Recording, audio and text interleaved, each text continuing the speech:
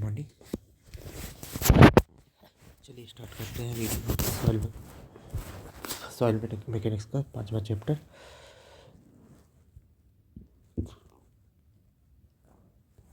Soil structure and clay mineralogy. Introduction. It is defined as the arrangement of the soil particle and their aggregate into certain defined pattern। ठीक है, क्या कहलाता है soil structure? Clay mineralogy. Type of soil structure क्या होता है? एक single graded structure होता है, हनीकॉम्ब स्ट्रक्चर होता है, flocculated structure, dispersed structure, coarse grained skeleton, clay matrix. तो सिंगल ग्रेन्ड होता है वो कोहेसनलेस सॉइल में होता है। आपको सिंगल सिंगल पार्टिकल अलग अलग दिख जाएगा। कोहेसनलेस सॉइल में हो जाएगा, हनीकॉम्ब स्ट्रक्चर हो जाएगा और फाइन सैंड में होगा। ठीक है, फाइन सैंड एंड सिल्ट में होगा हनीकॉम्ब। जैसे सिल्ट सैंड वगैरह रखी होती है ना फाइन, तो उसमें हम देखेंगे कुछ कुछ जॉइंट हो जाते हैं, तो हनीकॉम्ब टाइप के हो जाते हैं हनीकॉम्ब स्ट्रक्चर। फ्लक्यूलेटेड क्ले सॉइल में होता है, फ्लक्यूलेटेड गुच्छा बना हुआ होता है। डिस्पर्स्ड भी क्ले होता है, फैला होता है। Coarse grained skeleton mix soil में हो जाता है, कोर्स ग्रैंड स्केलेटन। और क्ले मैट्रिक्स भी मिक्स सॉइल में होता है। आगे देखते हैं डिटेल में। Single grained structure, single grained structure. तो this type of the structure is formed in cohesionless soil having size greater than 0.02 mm या फिर 2 माइक्रोन से ज़्यादा हो, 20 माइक्रोन से ज़्यादा हो, 20 माइक्रोन से ज़्यादा साइज वाले ये होता है सॉइल में होता है 0.02 माइक्रोन, 0.02 mm या फिर 20 माइक्रोन से ज़्यादा हो जिसका साइज, उसमें सिंगल ग्रेड होता है। जैसे कि gravel, sand. Strength is more and compressibility, permeability is less. Strength ज़्यादा होती है लेकिन परमिएबिलिटी कम होती है, कंप्रेसिबिलिटी कम होती है। This is structure, in this structure gravitational force ज़्यादा है, सरफेस फोर्स से ज़्यादा ग्रेविटेशनल फोर्स होता है। Earth grain is contact with the surrounding grain and formed single grain structure. Surrounding grain से कॉन्टैक्ट होता है इसका and form single grain structure. Widest होता है 0.31 से लेकर 35 से लेकर 0.90 वाइडेस्ट होता है इसका। Soil particle are spherical in shape होते हैं and positioned in cubical array manner. Then e max is equal to 0.91। Loosest state में ये 0.91 होता है।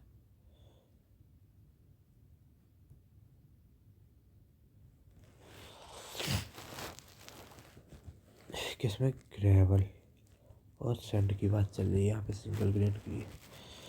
फिर पोजीशन इन डायगोनल, अगर क्यूबिकल अरे है तो फिर क्यूबिकल अरेंजमेंट है तो फिर जो ई मैक्स हो जाएगा, और अगर डायगोनल हो जाएगा तो फिर डायगोनल पैकिंग मैनर हो जाएगी तो द ई मिनिमम हो जाएगा, जो कि हो जाएगा 0.35। Densest state 0.91, 0.35। Single grade structure ये ऐसे टाइप का दिखता है। Honeycomb structure. तो सॉइल पार्टिकल साइज वेरीज 0.0002 नहीं 0.002 से लेकर 0.02 mm या फिर 22 माइक्रोन से लेकर के 20 माइक्रोन के बीच में हनीकॉम्ब स्ट्रक्चर होता बनता है।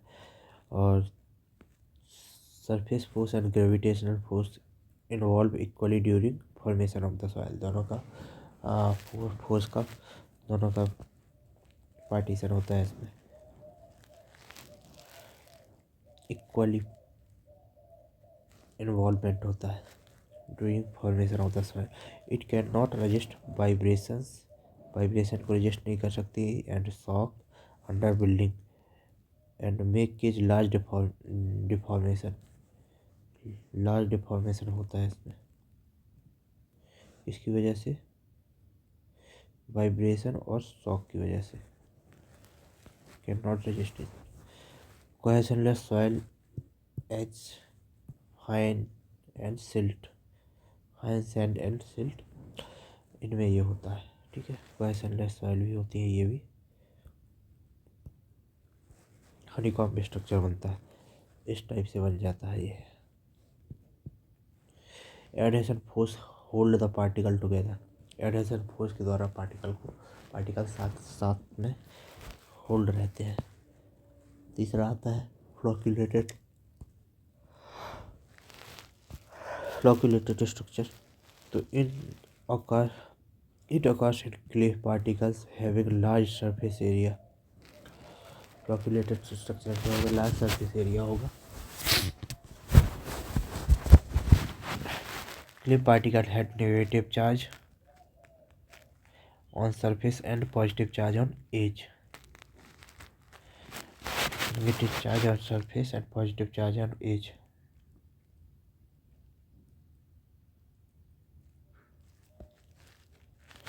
ठीक है, इस वजह से फ्लॉक्यूलेशन हो जाता है। ये है, देखिए, negative charge on surface and positive charge on as.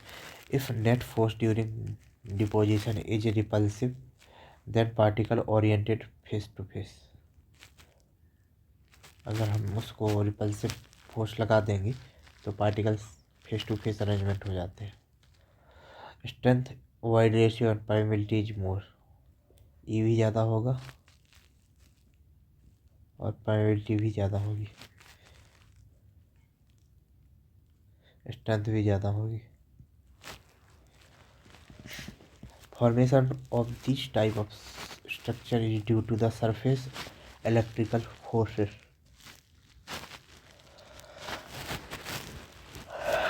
इसमें कौन सा फोर्स लगता है, तो सरफेस इलेक्ट्रिकल फोर्सेस लगता है। Forces not due to the gravity force. Gravity force नहीं इसमें होता है। फॉर्मेशन के लिए यहाँ पे जो रिस्पॉन्सिबल होता है वो सरफेस इलेक्ट्रिक फोर्स रिस्पॉन्सिबल होता है, न कि ग्रेविटी फोर्स। यहाँ पे हम देख सकते हैं मरीन क्ले सॉइल हो गया, फाइन क्ले सॉइल हो गया, कोलाइडल्स हो गए।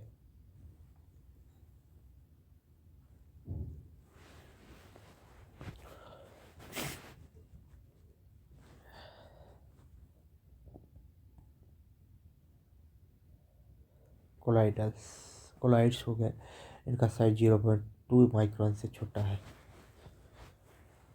और 0.0002 mm से भी छोटा है, उनमें ये होता है फ्लॉक्यूलेटेड स्ट्रक्चर। अब है disperse structure. This type of the structure occur in clay particles when clay is reworked or remolded हो जाता है, उसमें ये डिस्पर्स स्ट्रक्चर बनता है। Structure formed from net repulsive force.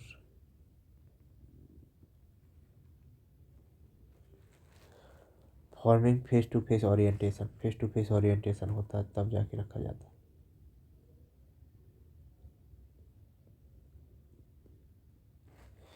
Strength void ratio and permeability is less. कम होती है, स्ट्रेंथ भी कम होती है, वाइड रेशियो भी कम होता है, परमेबिलिटी ज़्यादा होती है, वो लेस होती है। but compressibility is high. Compressibility is high. Delta V.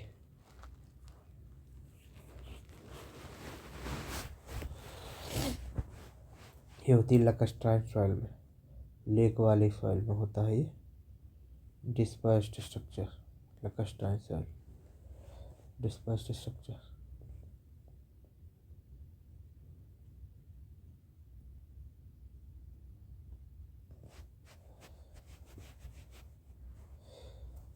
तो जो हमारा फ्लोक्युलेटेड है वो ज़्यादा स्ट्रेंथफुल है और इसमें परमेबिलिटी भी ज़्यादा परमेबिलिटी भी ज़्यादा है, परमेबिलिटी ज़्यादा है, स्ट्रेंथ ज़्यादा है, वॉइड रेशियो भी ज़्यादा है।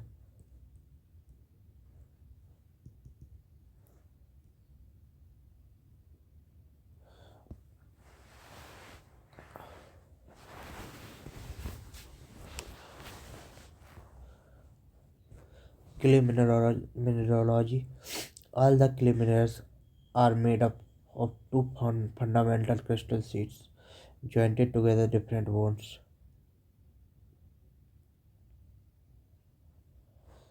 Formation of clay structure: fundamental sheets, clay minerals, clay particles, clay structure.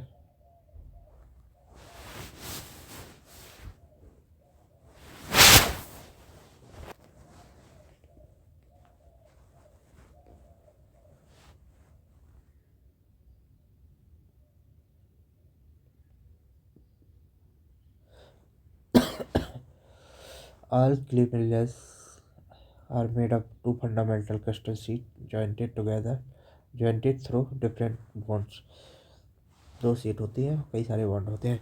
Formation of the clay structure, तो फंडामेंटल शीट आएगी, क्ले मिनरल्स आएंगे और क्ले पार्टिकल्स आएगा, क्ले स्ट्रक्चर बनेगा। तो फंडामेंटल शीट फिर clay mineral, clay particle, mineral के बाद पार्टिकल बनता है और क्ले स्ट्रक्चर बनेगा। Type of the fundamental sheet क्या होती है? Tetrahedral sheet, octahedral sheet.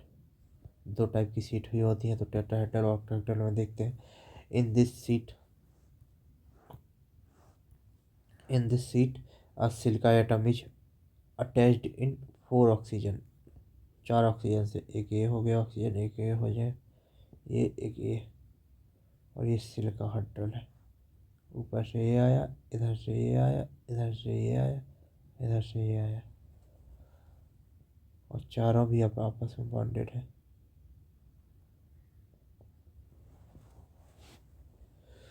In this sheet a silica atom is attached 4 oxygen and an ion surrounding central cations। ये नेगेटिव है, O2 minus, 2 minus, 2 minus, 2 minus, silica plus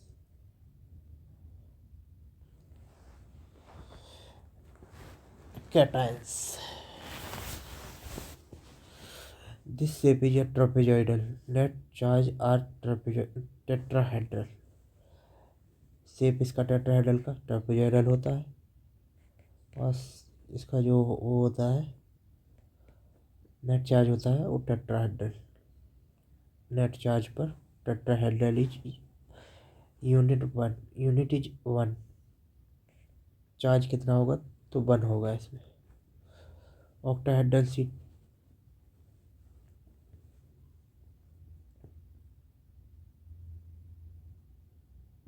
tetra 5 होने चाहिए था ना, एक इधर गया होगा, एक इसके पीछे है जस्ट ऑक्सीजन।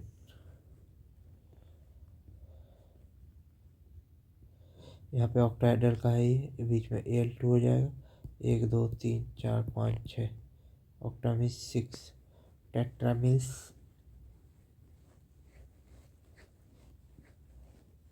टेट्रा 4 होता है क्या? 1 2 3 4, हाँ 4 ही होता होगा।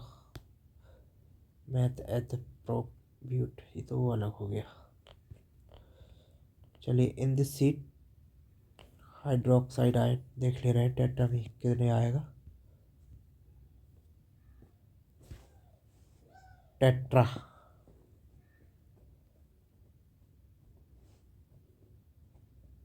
4, यहाँ पे 4 है ना, ये 4 ही आएगा, वो टेट्रा में 4 ही रहेगा।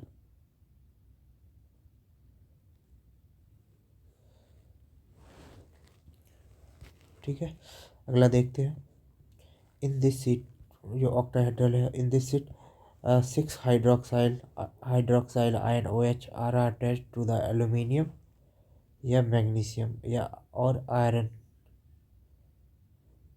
in rectangular shape. If central atom is aluminium, then the sheet is called Gibbsite sheet. If the atom at center is magnesium, तो इसको क्या बोलेंगे, ब्रूसाइट शीट। मैन मैन ब्रूटल है, ब्रूटल मैन, तो मैन से हम मैग्नीशियम को याद रखेंगे। If central atom is aluminium, तो इस शीट को गिब्साइट। आलू ले लो या दे दो, गिब्साइट, आलू दे दो, तो aluminium gibbsite brutal man. If the atom at centre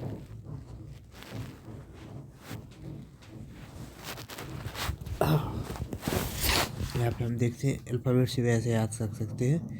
aluminium gibbsite AB, magnesium BM।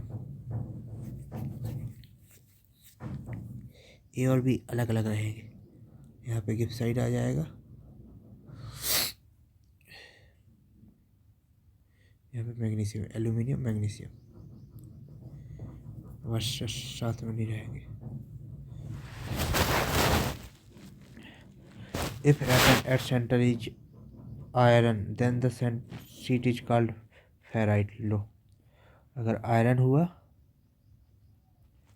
Aluminium magnesium, अब है आयरन, तो शीट क्या कहलाएगी, फेराइट। वो तो याद ही रहेगा, कोई दिक्कत नहीं है। Net charge on octahedral unit was with aluminium is 3। Tetrahedral पे 1 था नेट चार्ज, इस पर 3 रहेगा। Each hydroxyl ion on gibbsite sheet is being standard between 3 octahedral unit. Each hydroxyl ion on gibbsite sheet is being shared between 3 octahedral unit.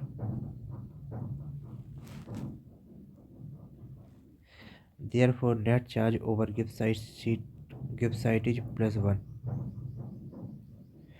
Each hydroxyl ion on gibbsite sheet is being shared between 3 octahedral unit. Therefore, net charge over gibbsite is +1.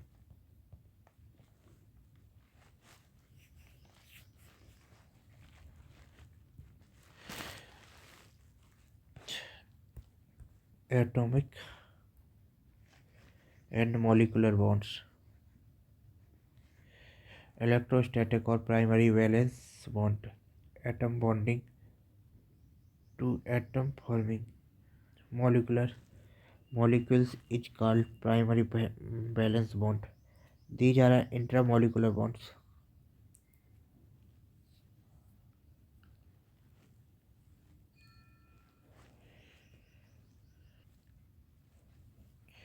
Electrostatic or primary valence bond, atom bonding to atom formation molecular is called primary valence bond. These are intramolecular bond. Ionic bond क्या होता है, इसी का part होता है। तो it is the complete transformation of the valence electron between atom, complete transfer of valence electron between atom के बीच में। It is type of the chemical bond and generate two oppositely charge ions, opposite charge ion को generate करता है। Covalent bond, in this bond sharing of the, covalent में sharing of the हो जाएगा, between, sharing of electron between, transfer होता है इसमें balance करने के लिए, यहाँ पे शेयरिंग होता है between ion. No metal have covalent bond, कोई भी मेटल में कोवैलेंट बॉन्ड नहीं होता है। सेकेंडरी वैलेंस बॉन्ड, ये था हमारा एटॉमिक या इलेक्ट्रोस्टैटिक या primary valence bond. Secondary electronic bond, secondary valence bond, तो when atom is one molecular bond to atom of the another molecular secondary valence bonds, एक मॉलिक्यूल का bond to atom of the another molecule secondary valence bond are formed when atom is one molecule bond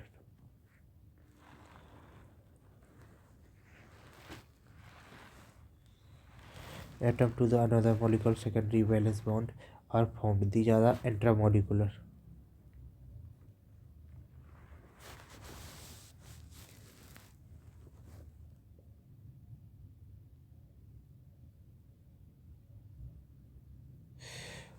wander walls forces क्या होता है, तो इसके under में आता है it act between all atom and molecules.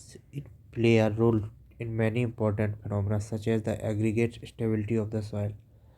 Aggregate stability soil के रूप में इसका यूज होता है। Hydrogen bond, it is bond between the hydrogen cation H+ and anions of two atoms of another element.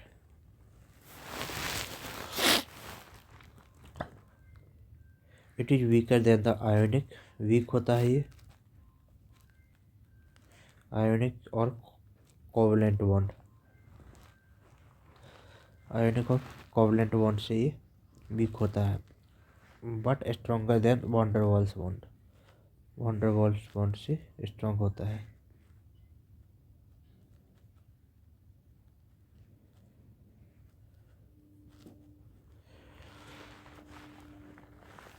Secondary valence bond का मतलब क्या होता है, व्हेन एटम इज वन, एक एटम है, वन मॉलिक्यूल बॉन्ड, एक मॉलिक्यूल होता है, bond to atom of another molecule, दूसरे मॉलिक्यूल से जुड़ता है। सेकेंडरी वैलेंस बॉन्ड, किसी वैलेंस बॉन्ड से another molecule secondary valence bond, दूसरा वैलेंस बॉन्ड बनाता है, उसको आप क्या बोलेंगे, सेकेंडरी वैलेंस बॉन्ड। ये इंट्रामोलिकुलर बॉन्ड होता है इस टाइप का, ठीक है। Clay minerals, type of the minerals, ये हमने पढ़े हैं तो ये ज़्यादा आसानी से जल्दी समझ में आ जाएगा। Type of the clay minerals, kaolinite होता है, इलाइट होता है, मोंटमोरिनोनाइट होता है। तो देखते हैं, तो kaolinite, it is a structural unit consist of a gibbsite sheet. Kaolinite, आलू,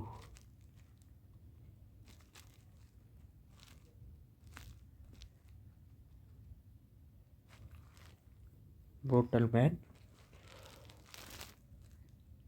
आलू और गिब्साइट Ag। तो एल्यूमिनियम का गिब्साइट शीट बना होता है। तो इन basic structure unit consist of the gibbsite sheet Gi with aluminium atom at the center.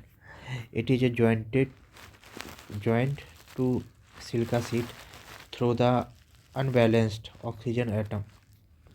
जो अनबैलेंस ऑक्सीजन एटम है उनके द्वारा ही ज्वाइंट करती है सिलिका शीट को। एट द एपेक्सिस ऑफ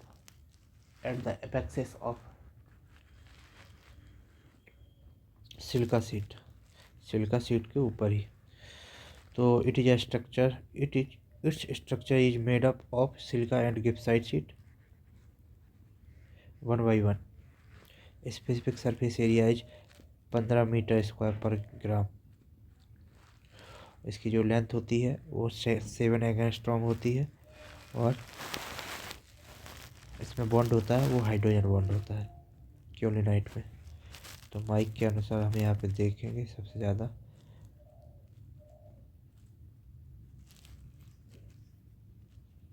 कि के में कौन सा H, hydrogen bond 7 angstrom H। मोनोनाइट होता है, its basic structure unit consists of the gibbsite sheet, mononaite gibbsite sheet and sandwich between two silica sheet. दो सिल्का सीट होता है इसमें सिंगल था, ठीक है,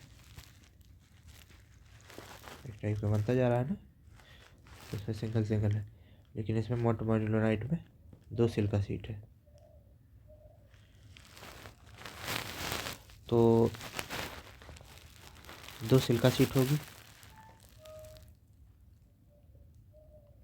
और एक गिब्साइट शीट होगी। तो सिल्का गिब्साइट और सिल्का इन दोनों के बीच में, तो इसकी अब लेंथ बढ़ जाएगी, 10 एंगस्ट्रॉम हो जाएगा।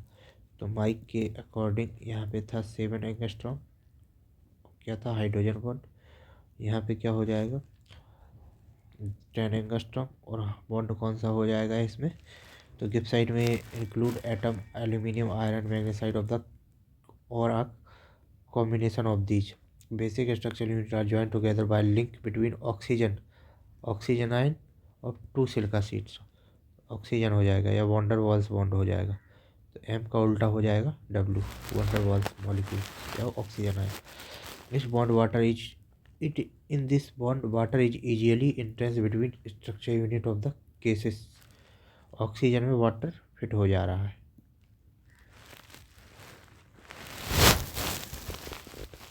Oxygen ions.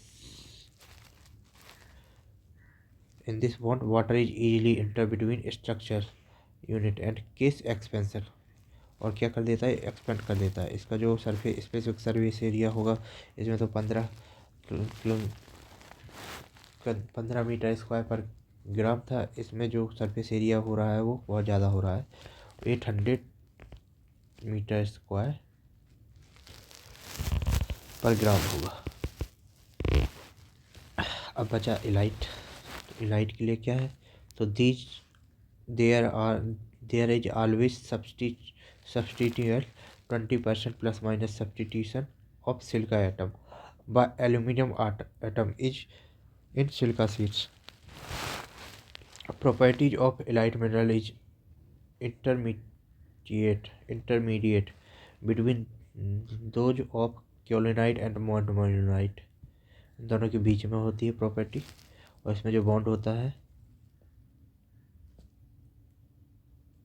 Exchangeable ion bond होता है, आयोनिक बॉन्ड होता है, इसलिए लाइट बोला गया है। और इसका जो हाइट होता है वो 10 + 10 20 हो जाता है।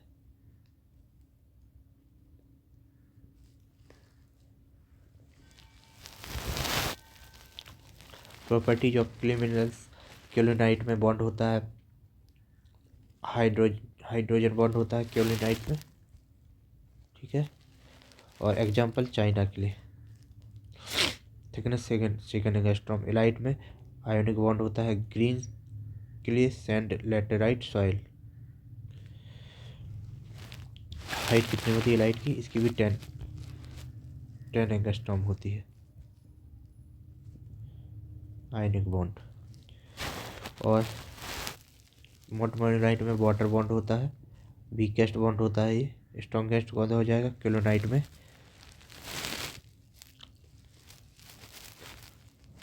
Weakest bond.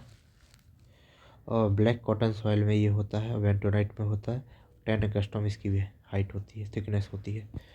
बॉन्ड स्ट्रेंथ देखेंगे तो केओलिनाइट बॉन्ड स्ट्रेंथ और order of the size of the clay minerals in descending order, KIM Kim.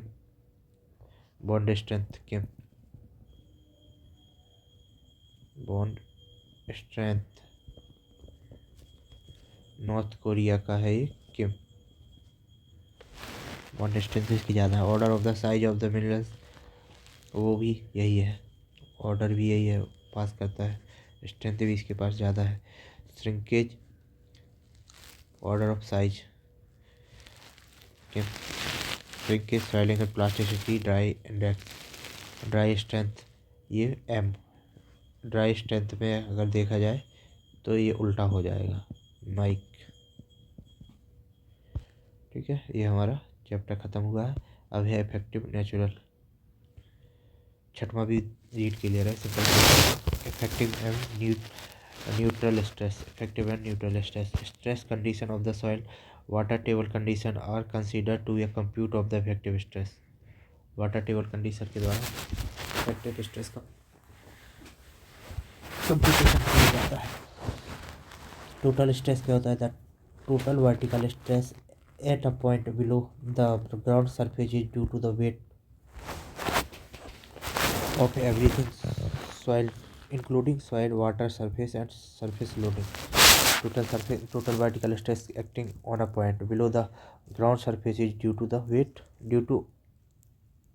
of everything. Total हो जाएगा, एवरीथिंग में क्या आ जाएगा? सॉइल आ जाएगा, वाटर आ जाएगा, सरफेस लोडिंग भी आ जाएगा। टोटल स्ट्रेस क्या लगेगा? Total it is increases with increase in height and unit weight. बढ़ेगा, हाइट बढ़ेगी या यूनिट वेट बढ़ेगा तो फिर ये भी बढ़ेगा।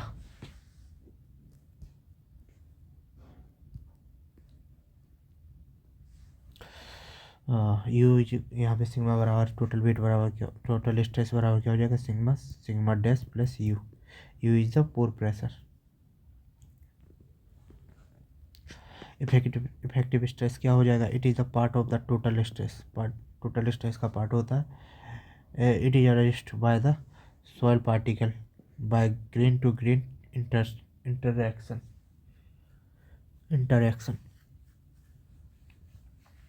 इफेक्टिव स्ट्रेस होता है। It is also known as a intergranular stress. Concept of the effective stress is developed by the Terzaghi. Sigma bar बराबर हो जाएगा सिग्मा माइनस यू, इसी का जस्ट फॉर्मूला है।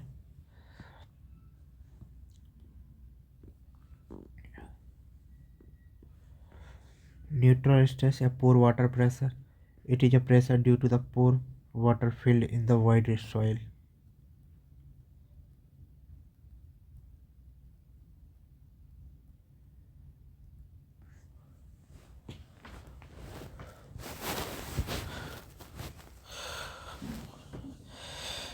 It acts on all sides of the particles but does not cause particle to press against adjacent particles.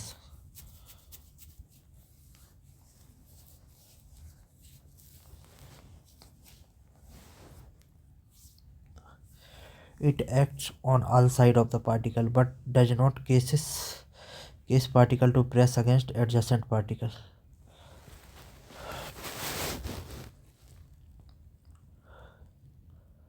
Particle to press against adjacent particle.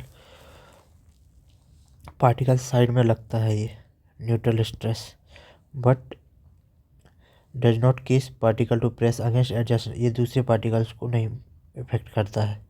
Neutral stress या pore water pressure कहलाता है। It has no shear component. इसका कोई share component नहीं होता है। You बराबर होता है ये गामा डब्ल्यू into h P.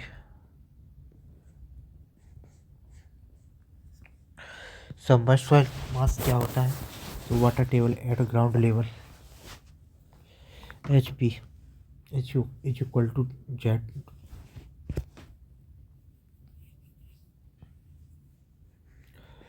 Sigma is equal to z into gamma sat. U is equal to z into gamma W.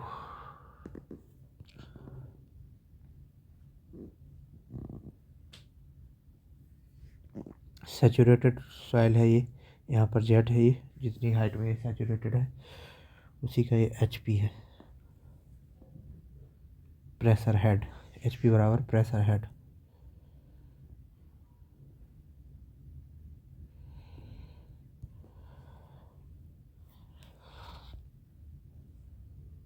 यहाँ पे देखेंगे तो सिग्मा बराबर इतना है तो सिग्मा डैश बराबर क्या हो जाएगा? माइनस का यू हो जाएगा। यू की वैल्यू क्या है यहाँ पे? यू बोले तो न्यूट्रल स्ट्रेस या पोर वाटर प्रेशर। तो ये जितनी हाइट में रहेगा पानी उतने हाइट में ये पोर वाटर प्रेशर क्रिएट करेगा। तो सिग्मा की वैल्यू क्या है यहाँ पे, सैचुरेटेड में unit with multiply by the height, और जो गामा डैश इस वो सिग्मा डैश हो जाएगा वो नेट या फिर इफेक्टिव स्ट्रेस जो हो जाएगा सिग्मा माइनस यू हो जाएगा। तो इसकी वैल्यू रखेंगे तो जेड कॉमन हो जाएगा, गामा सेट माइनस गामा डब्ल्यू, सिग्मा डैश बराबर हो जाएगा गामा सबमर्ज्ड इंटू जेड।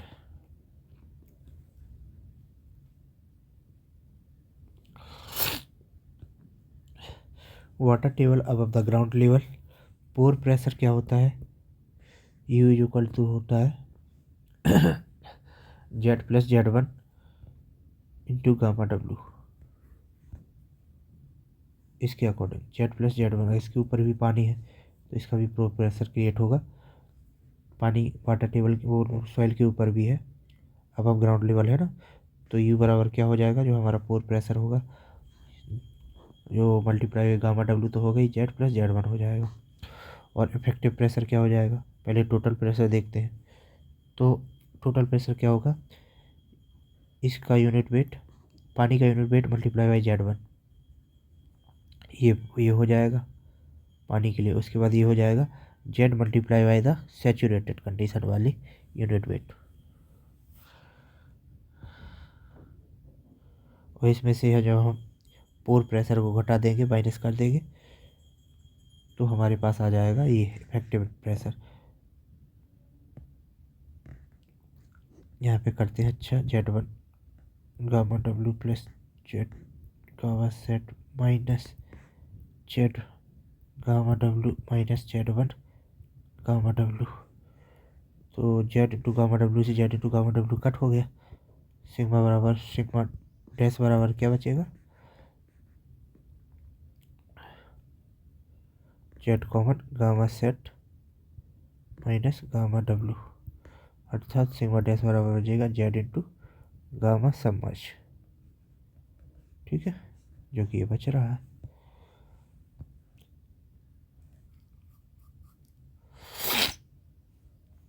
यहाँ पे देखते हैं, जब हमारा सबमर्ज सॉइल हो, ये तो सब हो गया नॉर्मल, सबमर्ज कंडीशन में होती है तो जो नेट इफेक्टिव स्ट्रेस जो बचता है वो पूरी height multiply by the submerge में हो जाएगा। और अगर यही चीज़ वाटर टेबल के अबव ग्राउंड वाटर है, water table above the ground water है, ग्राउंड लेवल है, तो जो इफेक्टिव स्ट्रेस बचेगा वो फिर से सबमर्ज वाला ही बचेगा, Z into submerge gamma submerge.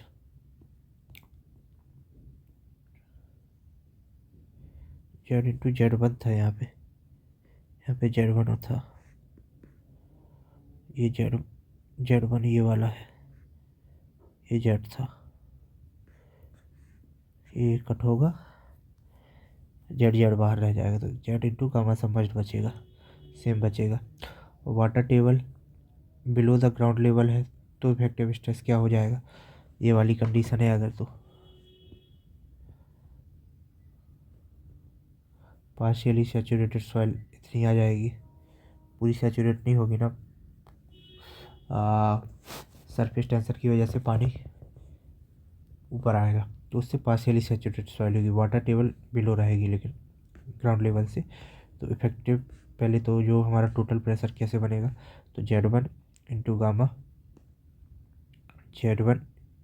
Gamma sub sat, वो z two z one sat में कैसे आ जाएगा, ये सैचुरेशन फिर भी हो जाएगा, देखते हैं, Z one into gamma plus Z total height हो गई ना ये, जेड माइनस जेड वन, हाँ ये वाली हो जाएगी gamma submerged.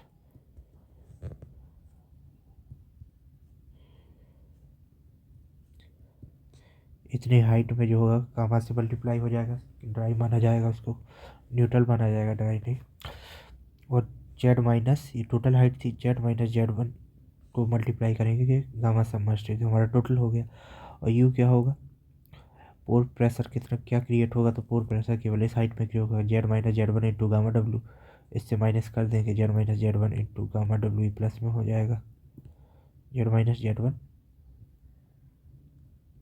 Into gamma W.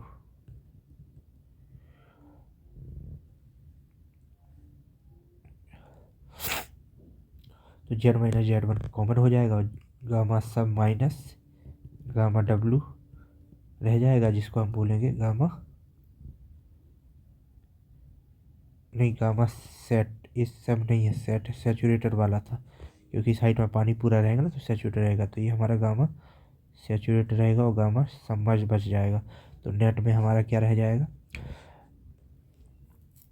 Z one into gamma plus Z minus z one into gamma submerge रह जाएगा, जो कि ये फॉर्मूले में है। ठीक है। Where water table rises underground surface, when water table rises ground surface, then total जो हमारा पोर प्रेशर, वो फिर हम टोटल प्रेशर है वो बढ़ता है, पोर प्रेशर है वो भी बढ़ता है, और इफेक्टिव स्ट्रेस है वो घट जाता है। लेकिन अगर water table rises above ground level के ऊपर है,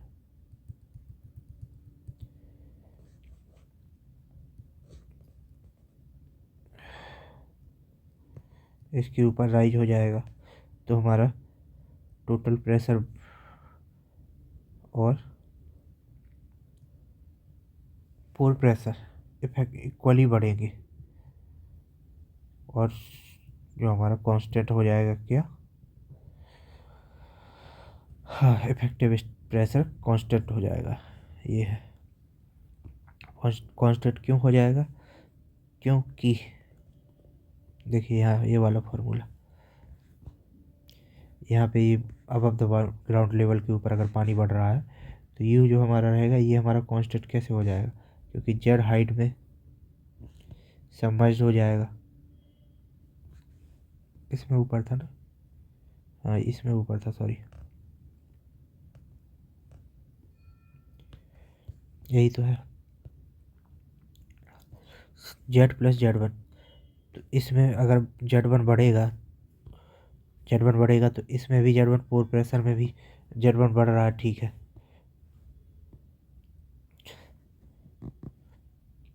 और टोटल प्रेशर में भी जेड वन बढ़ेगा, ठीक है, लेकिन इसमें ये केवल जेड पे ही काम रहेगा, सॉइल की हाइट तो बढ़ेगी नहीं कहीं, तो इफेक्टिव जो हमारा प्रेशर रहेगा वो कांस्टेंट हो जाएगा।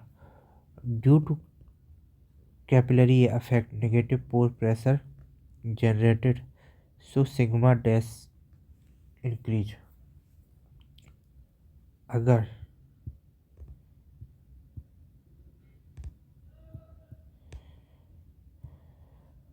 Due to capillary effect,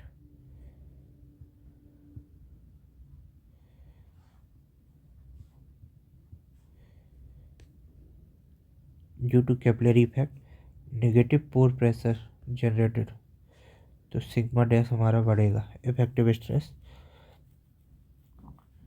pressure बढ़ेगा, ज़्यादा बढ़ेगा compare to the total pressure negative की वजह से। ओके, याद रखना है due to capillary effect, capillary की वजह से, इसको रबर करते हैं पहले, गंदा दिख रहा है,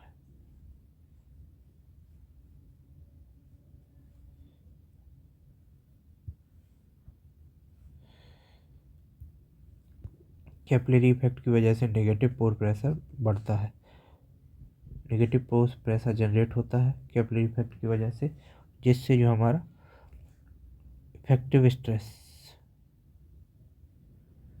प्रेशर ज़्यादा होता है compare than the total pressure. Okay, याद रखना है। अगला चैप्टर 7वां है सॉइल हाइड्रोलिक्स, इसको भी रीड किया जाएगा बड़े आराम से, धीमे धीमे सब खत्म कर दिया जाएगा। कंसोलिडेशन, और ये चैप्टर मुझे लगता है 11 ही चैप्टर होने चाहिए, 10, 11, 12, 12वां ख़त्म है, 13 भी है, 14, फाउंडेशन, इसके बाद क्या रह जाता है, बियरिंग कैपेसिटी, अभी तो काफ़ी है, तो कंसिस्टेंसी बनाए रखेंगे और ख़त्म करेंगे।